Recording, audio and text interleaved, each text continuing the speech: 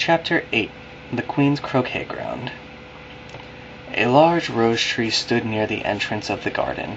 The roses growing on it were white, but there were 3 gardeners at it, busily painting them red. Suddenly their eyes chanced to fall upon Alice, as she stood watching them. "Would you tell me, please," said Alice, a little timidly, "why you are painting those roses?"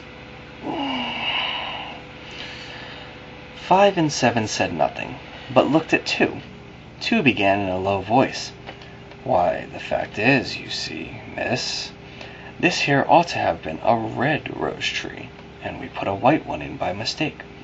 And if the Queen was to find out, we should all have our heads cut off, you know. So you see, miss, we're doing our best, afore she comes to." At this moment 5, who had been anxiously looking across the garden, called out, "The Queen! The Queen!" and the 3 gardeners instantly threw themselves flat upon their faces. There was a sound of many footsteps, and Alice looked round, eager to see the Queen. First came 10 soldiers carrying clubs, with their hands and feet at the corners. Next the 10 courtiers. These were ornamented all over with diamonds. After these came the royal children. There were 10 of them, all ornamented with hearts. Next came the guests, mostly kings and queens, and among them Alice recognized the White Rabbit. Then followed the Knave of Hearts, carrying the king's crown on a crimson velvet cushion.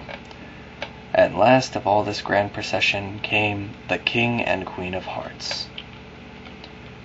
When the procession came opposite to Alice, they all stopped and looked at her, and the Queen said severely, "Who is this?"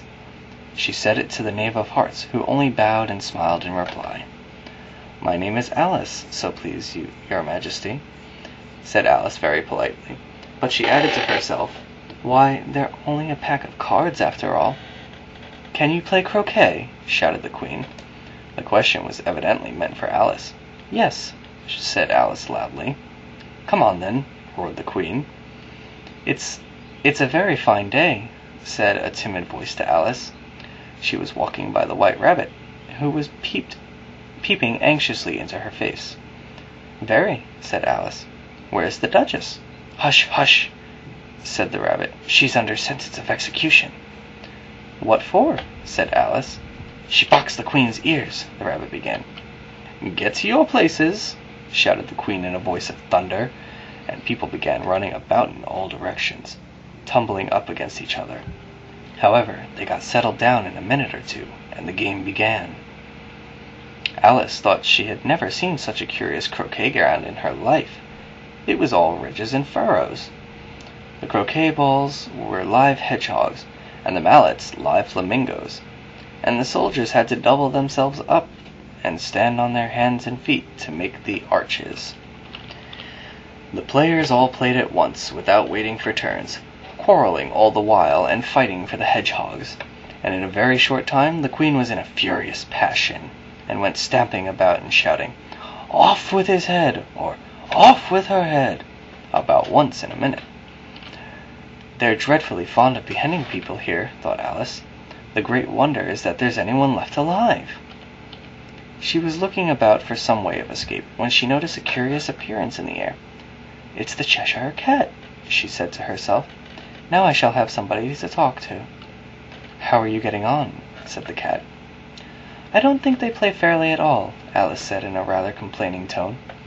"And they all quarrel so dreadfully one can't hear oneself speak, and they don't seem to have any rules in particular." "How do you like the Queen?" said the cat in a low voice. "Not at all," said Alice. Alice thought she might as well go back and see how the game was going on, so she went off in search of her hedgehog. The hedgehog was engaged in a fight with another hedgehog, which seemed to Alice an excellent opportunity for croqueting one of them with the other. The only difficulty was that her flamingo was gone across to the other side of the garden, where Alice could see it trying, in a helpless sort of way, to fly up into a tree. She caught the flamingo and tucked it away under her arm that it might not escape again. Just then Alice ran across the Duchess, who was now out of prison.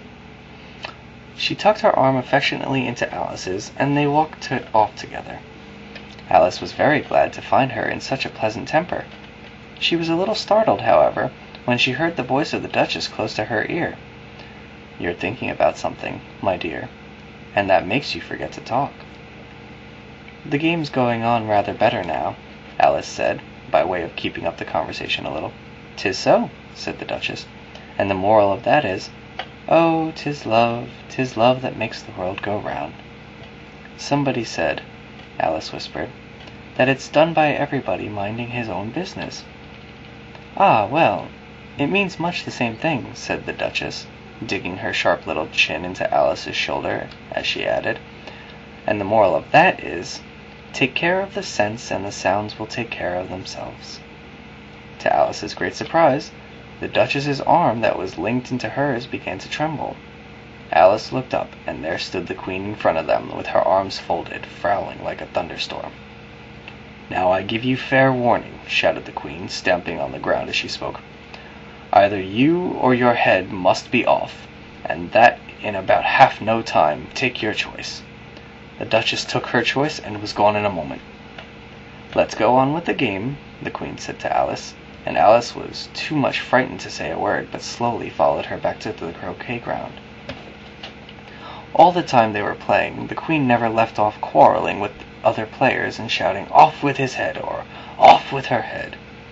By the end of half an hour or so, all the players except the King, the Queen, and Alice were in custody of the soldiers and under sentence of execution. Then the Queen left off, quite out of breath, and walked away with Alice. Alice heard the King say in a low voice to the company generally, "You are all pardoned." Suddenly the cry, "The trial's beginning!" was heard in the distance, and Alice ran along with the others.